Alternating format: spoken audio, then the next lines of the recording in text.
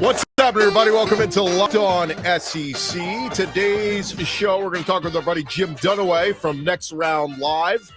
Going to get his thoughts on some of the games happening this weekend, particularly Alabama, Ole Miss, LSU, Auburn, and a few other ones. Can't wait to talk with him. And also, we're going to catch up with our buddy Lyn Scarbrough from Lindy Sports. Love to talk all things SEC with him. If you need to find where to catch us, you can catch us wherever you find your podcasts. And want to thank you for making us your first listen every day here on Locked On SEC. Much thanks to you guys. You're the reason why we do it, and we're here for you 5 days a week. You can find us wherever you find your podcasts, all platforms, including YouTube, and of course, LockedOnSEC.com. All right, let's jump into it. We got plenty to discuss today. You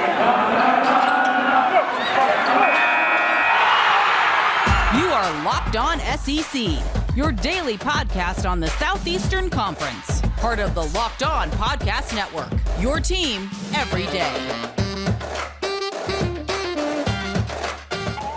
Pleasure to be joined now by the one and only Jim Dunaway from Next Round Live. You can check out his work along with Ryan Brown and Lance Taylor on nextroundlive.com. And he jumps in now. Jim, I know you're very busy, man. Thanks so much for the time.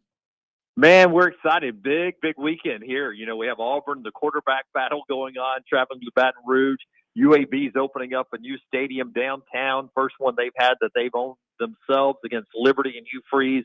And then, of course, I think the biggest game in the country, Ole Miss and Alabama over in Tuscaloosa. So football knee-deep, and we got some big ones. We really do. And before we get into that, Jim, I do want to take a minute. For those who don't know, Jim Dunaway, Ryan Brown, Lance Taylor, longtime radio host in the state of Alabama. You guys kind of entered the 21st century here a few weeks ago. You took your daily sports show to the digital universe. You got a beautiful TV studio. You're streaming. You're doing all this stuff. A couple months in now, or into doing this thing, what's it been like so far? Oh, it's been fantastic. Mainly, Chris, because we own it. Yeah. Right. So every time we do a commercial, we get the money for it, and we're able to do things like Bud Light's our great sponsor. We've got beer kegs in our studio. We've got a green room. We do a thing called Bama and Bourbon.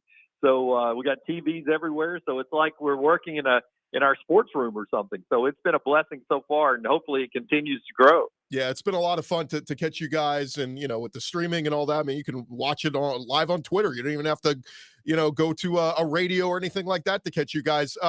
Jim, you've been covering the SEC a long time, particularly like we said, those schools in the state of Alabama. But I can't remember a weekend like this that is just loaded with an SEC slate where literally anything could happen. Let's start with the big one. You mentioned Ole Miss traveling to Tuscaloosa, Lane Kiffin, the Rebels taking on Alabama. How real of a chance does Ole Miss have to pull off an upset this weekend? Well, I think they've got a real chance because they can score points. They can score.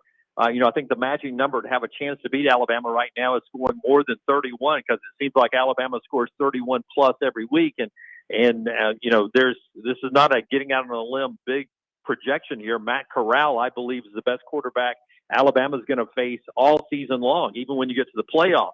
But I'll play the other side of that. There's a good chance that Bryce Young is the best quarterback that Ole Miss is going to face all year. So I think you've got, 1, 2, however you want to stack them in the Heisman race this weekend. Matt Corral's a first-round NFL quarterback talent for the draft, and he's got a guru of play calling in Lane Kiffin. And the reason why I give Ole Miss credit and a chance to win this game more than their ability to score points is Lane Kiffin knows exactly what stresses Nick Saban, because he spent so much time with him. He knows from being in those meetings what drives Nick Saban's defense is crazy, and that's where I think Lane Kiffin can adjust on the fly and really stress out Nick Saban's scheming of what they do to make things work defensively in Tuscaloosa. Jim, the one thing I still can't believe when I look at this Alabama team, and they did a better job of it this past week against Southern Miss, but to be 4 weeks into the season, Alabama ranks 10th in the conference rushing the football. Why is Alabama having such a hard time putting up those dominant rushing numbers we've become so used to seeing? Well, first off, I think Najee Harris was that good. Najee may be the greatest, if not one of the greatest running backs in Alabama history. People will go back to the Musso and the Major Ogilvy days of the 70s, and you'll roll through Bobby Humphrey of the 80s and get to the Derek Laxix and Sherman Williams, who won a national championship in the 90s, and then Mark Ingram and Derrick Henry. But Najee was the whole thing, man, and I think he did so many things right for Alabama and got him out of some bad situations. The offensive lines, I think, is still a little bit of a work in progress. And what, doesn't get really talked a lot about the 4 first-round wide receivers that have gone the last 2 years in the NFL draft, the Judys, the Waddles, the Devontae Smith. Those guys were fantastic blockers on the edge. They really committed themselves to blocking all the way back to Julio Jones back when he was at Alabama. They were excellent blockers. And I'm not sure this receiving core is up yet to the level of blocking on the edges like those guys were. And that's where you turn a 3-yard, 4-yard run into a 14 or 20-yard run. And they may be missing a little bit of that on the edge. Is it as simple to say that, the two quarterbacks we're going to see this weekend, Bryce Young and Matt Corral, the winner of this game is basically in the driver's seat for the Heisman? Yeah, I think that's exactly right for the Heisman. I think the winner of this game is in the front driver's seat to win the SEC Western Division and be in Atlanta. And I think an Ole Miss win here, and they are very much in the national championship conversation. It wouldn't surprise me if Ole Miss wins this game if they jump all the way up to number 2 in the country. And at that point, debating with Georgia if Georgia beats Arkansas. But if Arkansas were to beat, just think about this. If Arkansas were to upset Georgia and Ole Miss were to upset Alabama on both the number 1 and number 2's home field, I wouldn't be shocked if they were 1 and 2 in some form or fashion this week, just replacing 2 SEC teams with 2 more. Outside of the Ole Miss upset, Jim, is Ole Miss plus 14.5? Does that feel like the safest bet this weekend? Yeah, it does, doesn't it? But then that when gamblers hit you right over the head, right? But it does seem like all the money poured in quickly on Ole Miss. And that's why that number, I think it was, I forget which Vegas book had it 20 to start with. And before you could even post that on Twitter, it was down to 15.5 and down to 14.5. I don't know what you do with a number like this. I'm a lot more comfortable at my age with games that are 23-20 than I am when they're 45-42 or 56, whatever it was last year. It's going to be a lot of points. And then you know how it is when you've got money or an office pool on something, and Alabama's winning by 13 or 14, and Ole Miss is trying to score. They can either score late and cover, or throw a pick six, and it goes the other way, and you end up, owing the man some money. So it's always tough, but it does feel to me like this is going to be closer than a 2-touchdown game. More with Jim Dunaway in just a second, but need to tell you guys about our friends over at SweatBlock. The SweatBlock wipes, they are doctor-created, doctor-recommended. They work for up to 7 days per use. SweatBlock, currently number 1 in the Amazon antiperspirant category. They give you the dry shirt guarantee. If SweatBlock does not keep you dry, you get your money back. We've all been there before, where you're at the tailgate and you're sweating through your shirt, particularly the underarms. Everybody can see it. It's embarrassing. What can you do? Reach out to our friends over at SweatBlock. It is stronger and more effective than most clinical antiperspirants. You simply apply it at night before bedtime. You go to bed. The next morning you wake up, you shower, you go about your day without worrying about sweat. Guaranteed. I know it sounds too good to be true, but you literally have to try out the folks at SweatBlock. If you or someone you love is dealing with underarm sweat or excess sweating, you have to go check out SweatBlock. You can get them today for 20% off at sweatblock.com. Use the promo code LOCKEDON. That's LOCKEDON. You can also find them at Amazon or CVS. Sweatblock.com, promo code LOCKEDON. Continue our conversation with Jim Dunaway of Next Round Live, nextroundlive.com. Things can change over the next couple of days, Jim, but I know you guys do a weekly segment with Auburn quarterback Bo Nix. You had him on just the other day. In your opinion right now, does Bo Nix start this Saturday night at LSU? Boy, I would start him if I was Brian Harsin. I don't know what he's going to do. He told them both to prepare to start, and we do that. It's part of a name, image, and likeness deal we have with Bo Nix. And we got, John Mechie from Alabama, who's on with us every Thursday, but every Monday, and everyone was like, oh, you must hate that Bo Nix, lost his starting job or he got pulled out of the game. You must hate that. We absolutely knew when we were doing that was going to be a possibility. Right. And it was our most viewed thing we've done to date, that interview, because everybody wants to know what that was like when you've been the 3-year starter to get yanked, and Bo handled it, so professional. And for those that worry about these kids with name, image, and likeness, and now they've got these 18 to 22-year-olds have to handle it like the pros. Bo Nix handled it like a pro, and I would go with Bo Nix because not necessarily do I think he's better than TJ Finley. I just know that he's played a lot more games than TJ Finley. He's played really well the last 2 years. He's played against LSU. They haven't always been wins, but he's played well against them. And I'm not sure the LSU secondary is fixed at all. And I think it's an opportunity for Bo with his experience to have a really good game against LSU again. And then you got TJ Finley, who's going back to the team that he left to transfer to Auburn. Can you imagine his emotional state going back to Tiger Stadium and playing his buddies, his teammates that are now at LSU for what used to be his dream school? I don't think I'd put TJ through that. I'd go Bo Nix, but Brian Harsin had a chance to say that in his news conference, and he didn't. He left it up for debate, so we'll see what he does Saturday night. Yeah, I just feel like, Jim, all the talk is about the quarterback, and I'm going, man, if Auburn's going to win this game, it's because they run the ball effectively with Tank Bigsby and company, and we know that that's their bread and butter, and that's what they do well. And when we look at LSU, the two big games they've played this year, at UCLA, they gave up a ton of rush yards to them, and then against Mississippi State, they played more zone and letting Mississippi State knowing they were going to throw the ball, but when State ran it, they ran it effectively. So all this talk about quarterbacks, but man, I'm over here like, let's talk running backs, because I think Auburn's run game is going to put up a ton of yards on LSU. Yeah, and I love Auburn's run game, starting with Tank Bigsby down through the other guys who they've found. But I worry about Auburn's offensive line. That I think part of their problems at quarterback, at receiver, at running back. I mean, Tank only had 61 yards against Georgia State. I think part of the reason is that offensive line played its best game at Penn State, kept them in the game, did not play well against Georgia State. That is a total wild card, and for them to run, they've got to be really good against that LSU defensive front seven. But I agree with you. The path to victory usually is running the football, and I think Bo Nix can run the ball really well from that position too. Just a couple more for you, Jim, and we really appreciate your time. A battle of top 10 teams in Athens on Saturday morning. We know how good Georgia's defense is, probably the best in the country, but we've been so impressed with this Arkansas run game so far. What are you expecting out of the Hogs Saturday morning in Athens? Well, first I worry about Burks and Jefferson, their injuries. They left for parts of the game against Texas A&M and then came back in.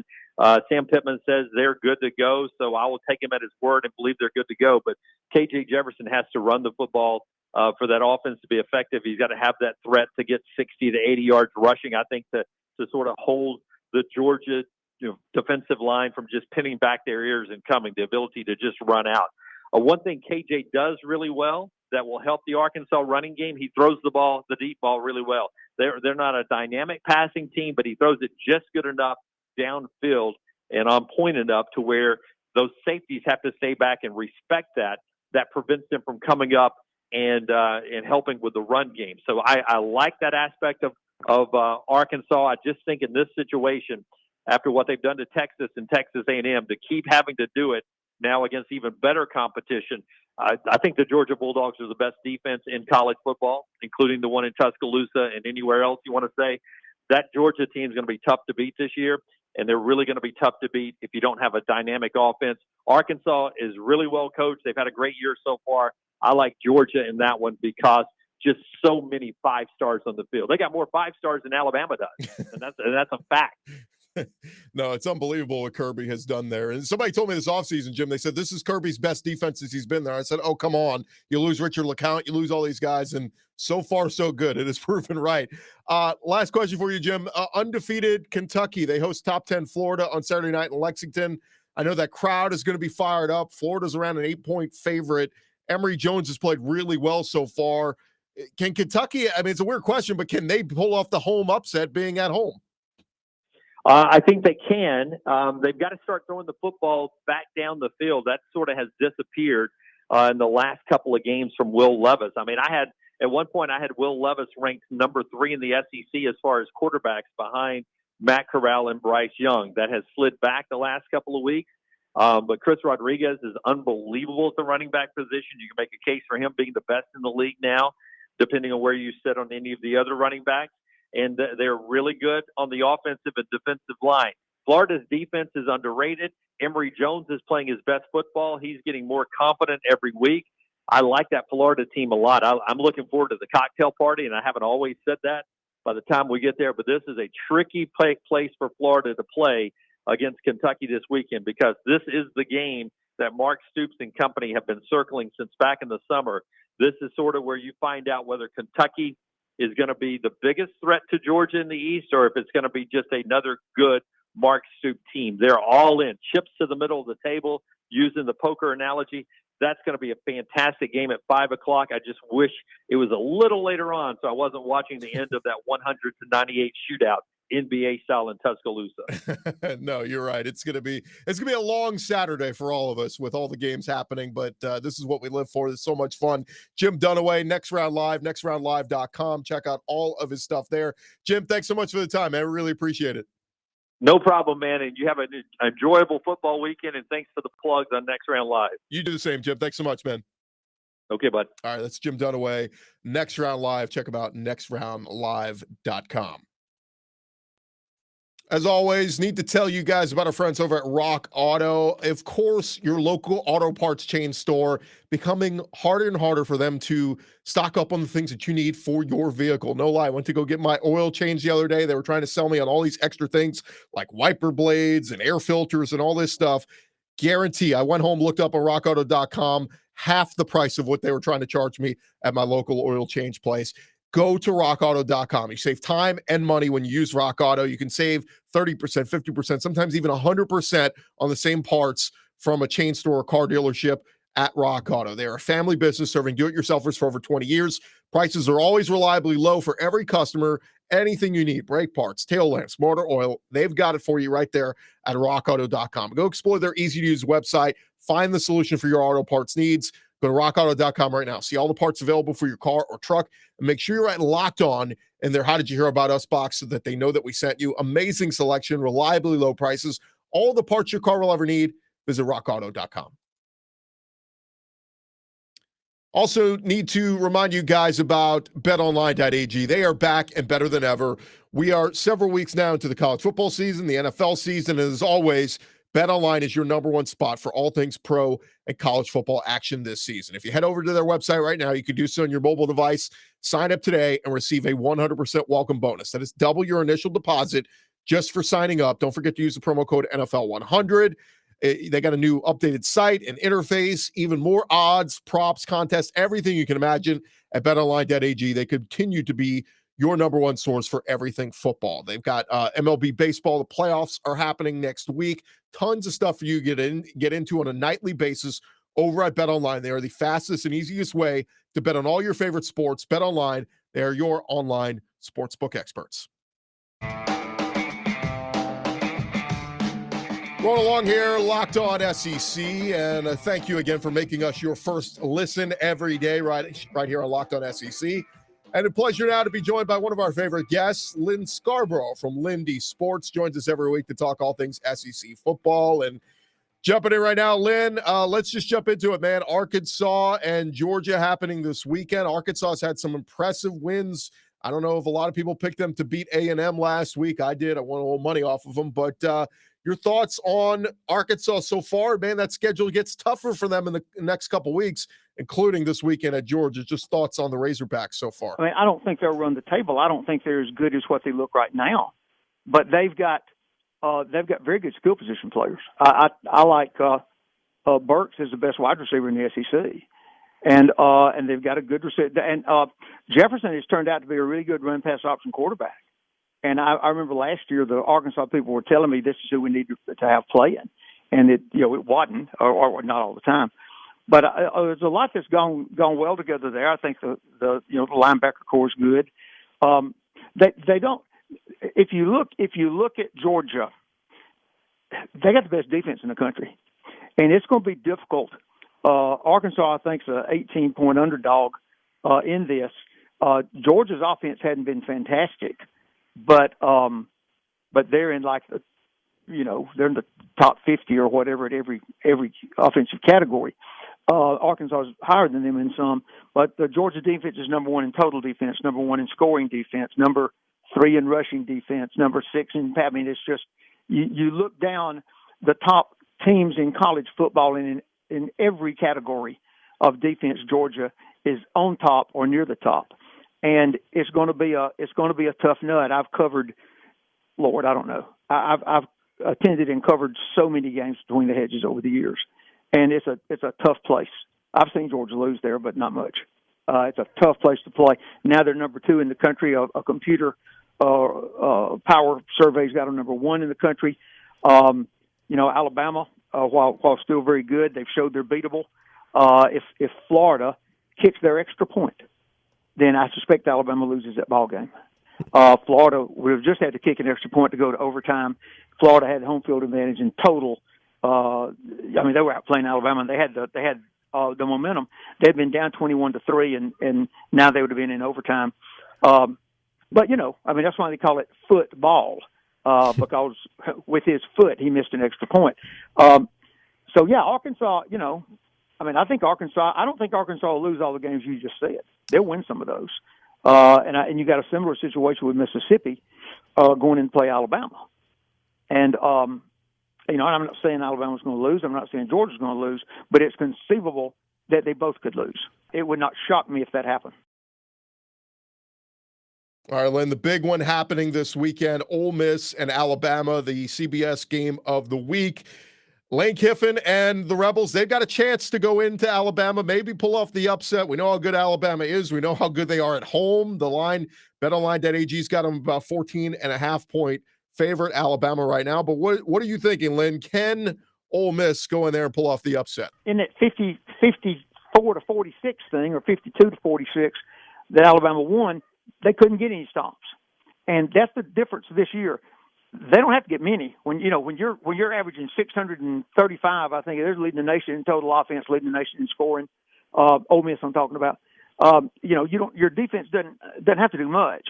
And last year they were 127th, I think it was in total. They're giving up over 500 a game. Well, they're not great this year.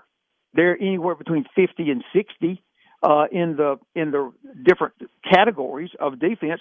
But last year they were over 120 in every one of those. And if they can just stop Alabama a couple of times, of course Alabama's going to stop them some too. I don't think Alabama will score 45 and Ole Miss 52 or whatever. I mean, they might, but I suspect you're going to have a little more defense than that, although the last time, that they played there, it wasn't. But it's going to be really fun. I'm going to contend, guys, and this is a big statement. I understand that. I've been doing this. I attended my first SEC football game in the 1950s, but I covered my first one in 1967. And so that's going on 60 years. And I've seen a whole lot of SEC football and covered a whole lot of SEC seasons. I don't know that there has ever been a season, a weekend, a Saturday this significant in SEC football. Right now you've got 8 SEC teams ranked in the top 23 teams in the country. That's 1/3 of the top 23 teams in the country. 5 out of the 7 Western Division teams are ranked. The only 2 that have a loss, both of them lost to ranked teams. Now you got Kentucky in there. Kentucky plays Florida. So you've got 5 SEC games, all with ranked teams. 3 of them with 2 ranked teams playing together, and every one of these is significant. Texas A&M's ranked. They can't afford to lose to Mississippi State.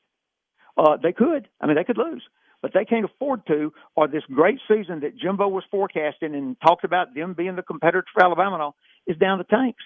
The Auburn LSU loser is basically out of the running, even though in both cases it'd be their first SEC loss. But in Auburn's case, for example, they lose to LSU.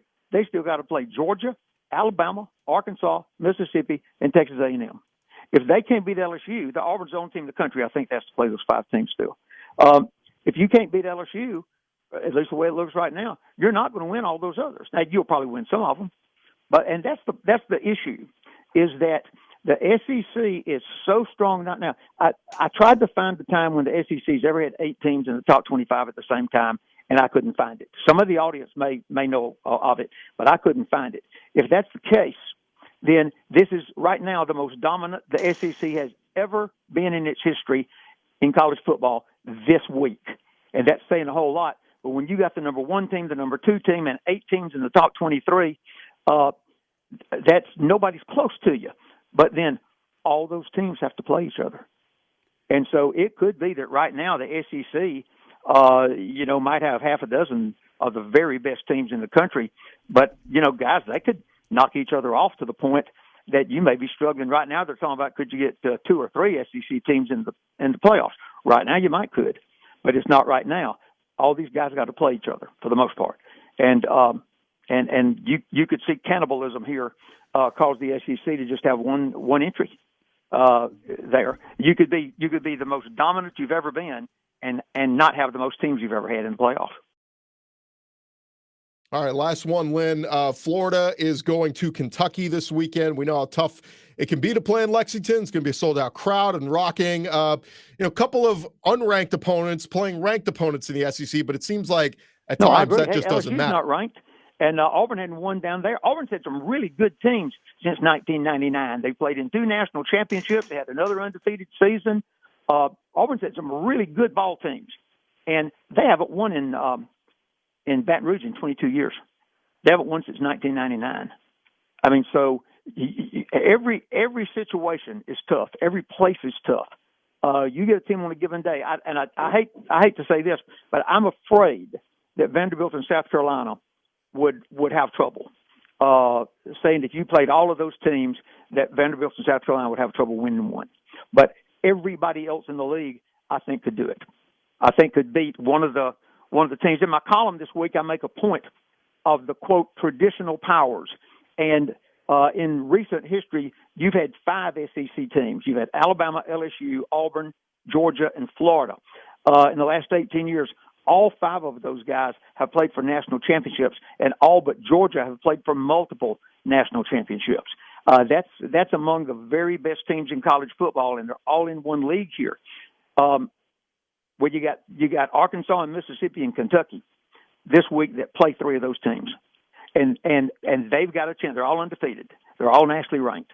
They've got a chance to move themselves up into that elite group. And hey, if Arkansas, Mississippi, and Kentucky or any combination of that were to win, you really got a topsy-turvy shakeup in the national rankings, and you got a real topsy-turvy shakeup in the way that we evaluate how the SEC race may end up. All right, there he is, Lyn Scarbrough of Lindy Sports. Lyn, thanks so much for the time, man. That is just about going to do it for this edition of Locked On SEC. My thanks to Jim Dunaway from Next Round Live. My thanks to Lyn Scarbrough from Lindy Sports. We will be back with you guys tomorrow, getting you set for all the games happening this weekend across the SEC. We'll be making our official predictions and picks. Man, we could have some big upsets across the SEC this weekend. Keep it locked right here, Locked On SEC.